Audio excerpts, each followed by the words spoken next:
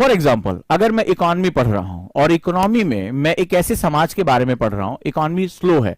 For example India में farm law को लेकर इतनी बात हो रही, कृषि कानूनों को लेकर। बहुत अच्छा क्वेश्चन इन्होंने पूछा, जवाब पहले इनका सुनो।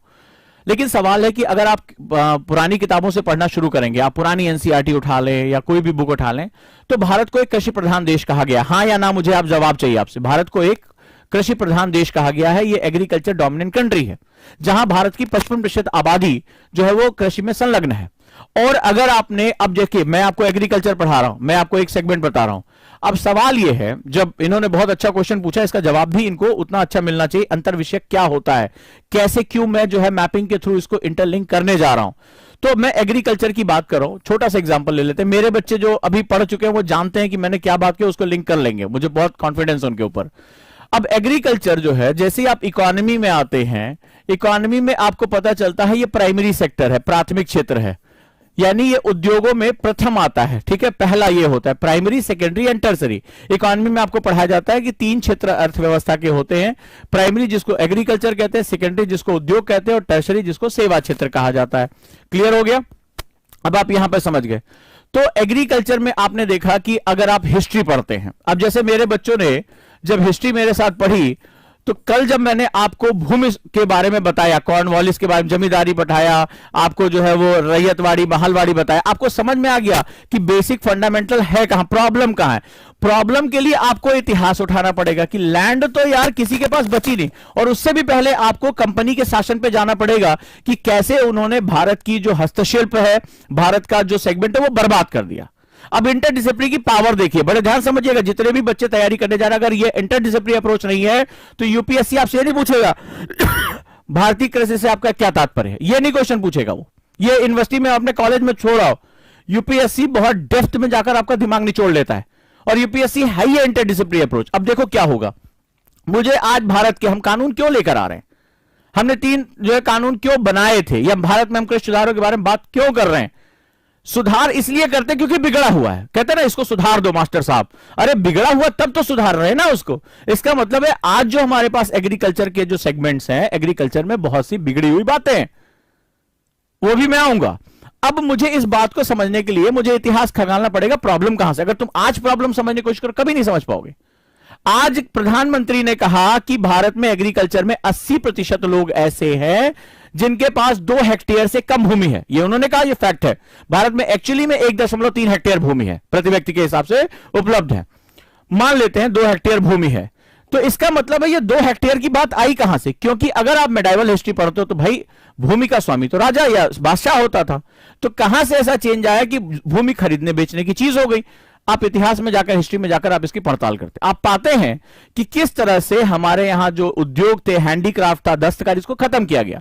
लैंड के ऊपर प्रेशर बढ़ा, एग्रीकल्चर नीचे आ गया, और एग्रीकल्चर को फिर खरीदने बेचने की चीज कर दी गई। और वहां पर जो है अंग्रेजों ने जो तमाम जमींदारी व्यवस्था और इस तरह की व्यवस्था की, लैंडलॉर्ड वो लेकर आए। उससे क्या हुआ, धीरे धीरे जो काश्तकार था, जो पीजेंट था, किसान नहीं, फार्मर नहीं, पीजेंट जो था, वो धीरे धीरे क्या हुआ, निचुड़ता चला गया।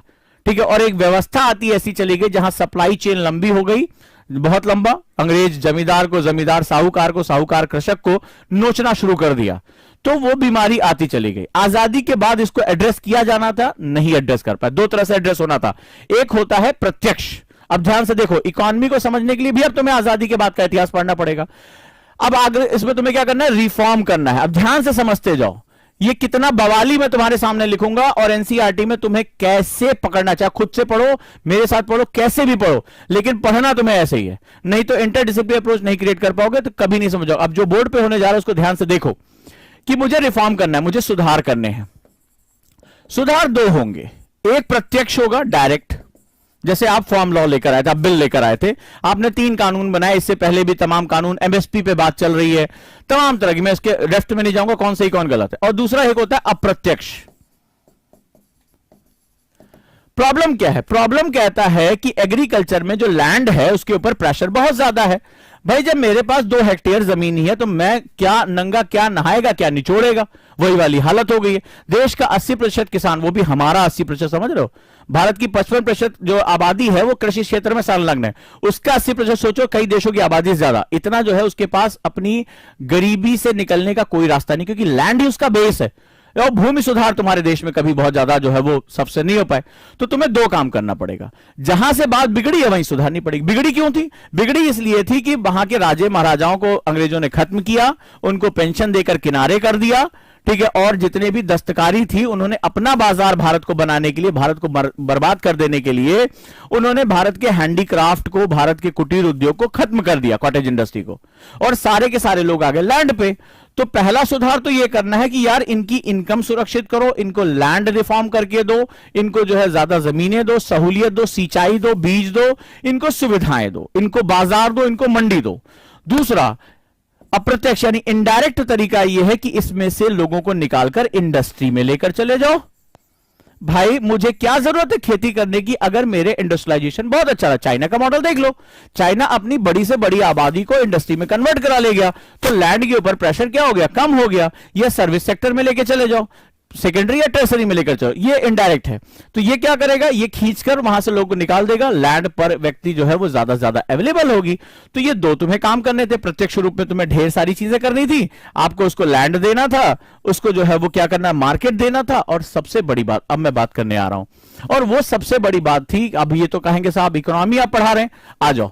जब हम प्राइमरी सेक्टर है, प्राथमिक सेक्टर है, और इसको हम उद्योग कहते हैं, तो उद्योग में पहली शर्त होती है, उद्योग में चाहिए होता है निवेश। निवेश का मतलब होता है इन्वेस्टमेंट। उद्योग में चाहिए होता है निवेश। क्यों करते हैं? Why we do investment? Because of value addition. हम किसी भी चीज में वैल्यू एडिशन करते हैं। किसी भी राष्ट्र में वैल्यू एडिशन यानी मूल्यवर्धन सबसे जरूरी शर्त होती है। मूल्यवर्धन का मतलब होता है पॉजिटिव वे में जाना।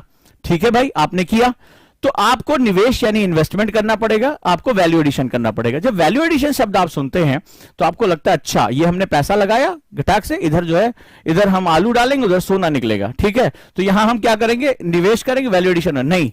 वैल्यू एडिशन के भी डायमेंशंस होते हैं। वैल्यू एडिशन में पहली शर्त होती है, मान लीजिए वैल्यू एडिशन आपको करना है, आज आप किसी गांव देहात में है, आज आप सोच रहे हैं एनसीईआरटी बहुत कठिन है, लेकिन आपने आईएएस बनने का सपना देख लिया।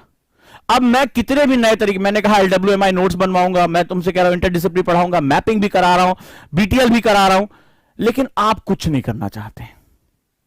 आप कह रहे नहीं सर हम तो आंख बंद करके सोते रहेंगे आराम से, बस आप पढ़ाइए, आप पढ़ाइए, आप बताइए आईएएस बनेंगे नहीं। अब आप में से कोई पूछ ले, यानी अगर पहली शर्त क्या है वैल्यू एडिशन की? पहली, the first condition of the value addition is self involvement. ध्यान से समझो, सेल्फ इन्वॉल्वमेंट। क्वेश्चन है एक मेरा, तो पहली जिम्मेदारी वैल्यू एडिशन की किसकी है? मान लो मैं तुम्हें लाख गला फाल के पढ़ा दूं, मैं तुम्हें बेस्ट से बेस्ट पढ़ा दूं, लेकिन अगर तुम तैयार नहीं, सेल्फ इन्वॉल्वमेंट नहीं कर, तुम्हें पढ़ ही नहीं रहे हो, तुम सुन ही नहीं रहे हो, तो फिर जब पहली शर्त तुम सेल्फ जो इन्वॉल्वमेंट नहीं कर रहे हो, यानी तुम खुद जो शुरुआत नहीं कर रहे हो, तो कभी भी वैल्यू एडिशन की शुरुआत नहीं हो सकती, नहीं हो सकती। सरकार क्या कर रही है, गवर्नमेंट ऑर्गेनाइजेशन क्या कर रही है, डजंट मैटर। जब तक, याद रखिएगा, जब तक आप शुरुआत नहीं करते हैं तब तक आप कभी भी वैल्यू एडिशन की शुरुआत नहीं कर सकते। और कोई भी अर्थव्यवस्था, आज की सबसे प्रगतिशील अर्थव्यवस्था है वैल्यू एडिशन बेस्ड अर्थव्यवस्था होती है, याद रखिएगा। जितनी भी इकोनॉमी है वैल्यू बेस्ड यानी मूल्यवर्धन बेस्ड इकोनॉमीज होती हैं। इसीलिए हम स्किल नॉलेज पर इतना ज्यादा फोकस कर रहे हैं, टेक्नोलॉजी पर फोकस कर रहे हैं, R&D पे फोकस कर रहे हैं। हर तरह से हम मारे जाते हैं, लेकिन आज हम न सिर्फ अपने लोगों की जरूरतें पूरी कर रहे हैं, हम निर्यात कर रहे हैं। यह होता है वैल्यू एडिशन।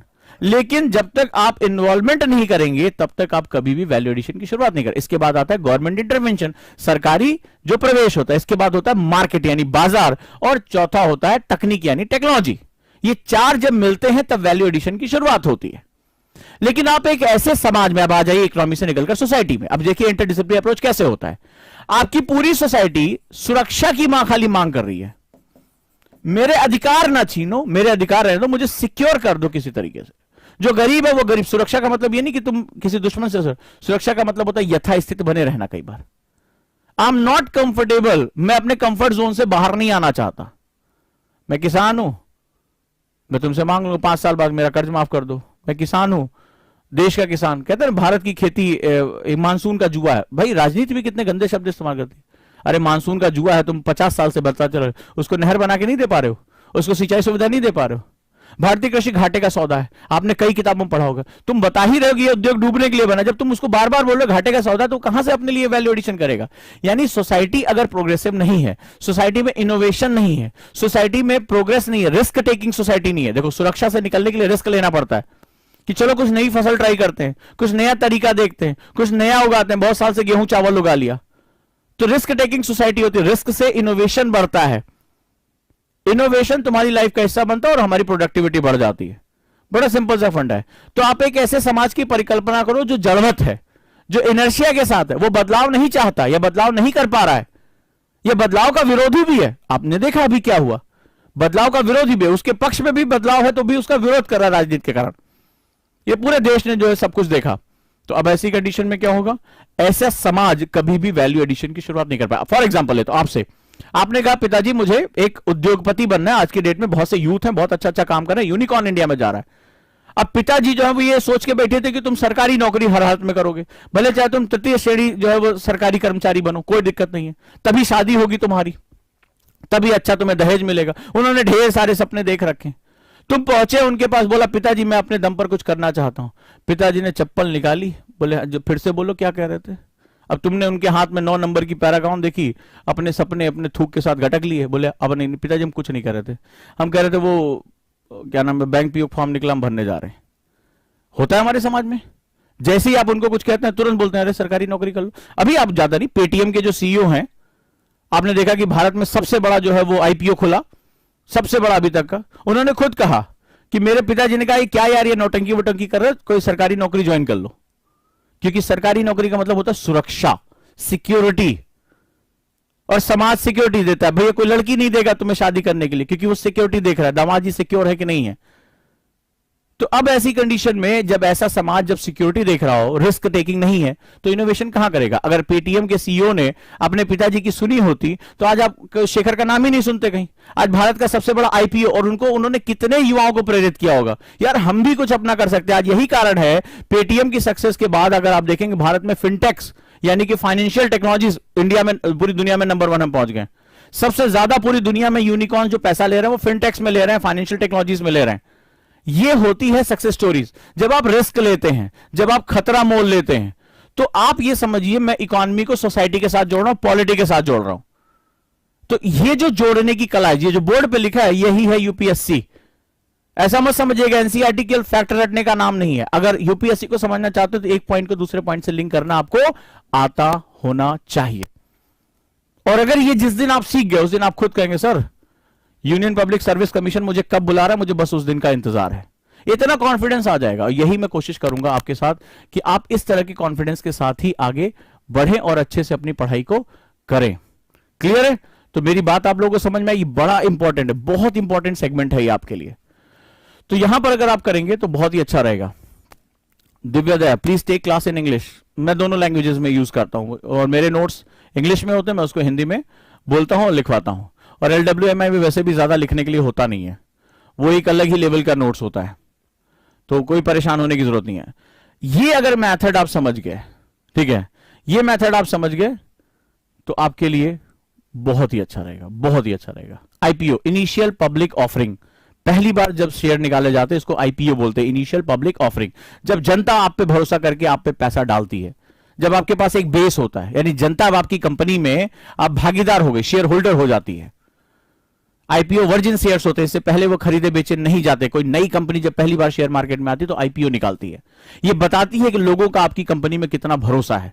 आज भारतीय इस भरोसे को पैदा कर, आज भारतीय युवा, आप जो यूनिकॉर्न्स के बच्चे 32 साल 33 साल 36 साल, ये एज है हमारे एंटरप्रेन्योर्स की, ये वो बेहतरीन कार्य कर रहे हैं। तो भारत एक अगला सेगमेंट देख रहा है, लेकिन भारतीय समाज में एक विरोधाभास है। एक बड़ा समाज रिस्क ले रहा है और एक बहुत बड़ा समाज एक जो है सुरक्षा में अभी भी जुड़ा होता है। तो भारतीय किसान की जो सबसे बड़ी समस्या है वो रिस्क टेकर नहीं है, वो रिस्क जीवन का ले रहा है, वो इनोवेशन का रिस्क नहीं ले रहा है। और इसीलिए क्वेश्चन ये भी है कि जब कानून सरकार बनाती है तो जनता खुद क्यों नहीं अपने लिए कुछ मांग करती है। क्वेश्चन ये है कि क्या 20% लोगों ने इस कानून को जब रद्द कराया तो 80% लोग कहां थे जिन्होंने अपने हक की ना मांग की और ना वो अपने हक के बारे में जागरूक हो पाए? ये एक बहुत बड़ा क्वेश्चन है, क्योंकि सरकार की शक्तियां लोगों की शक्तियों के साथ जुड़ जाती हैं। लोगों की शक्तियां ही सरकार की शक्तियां होती है। The peoples power is the power of government.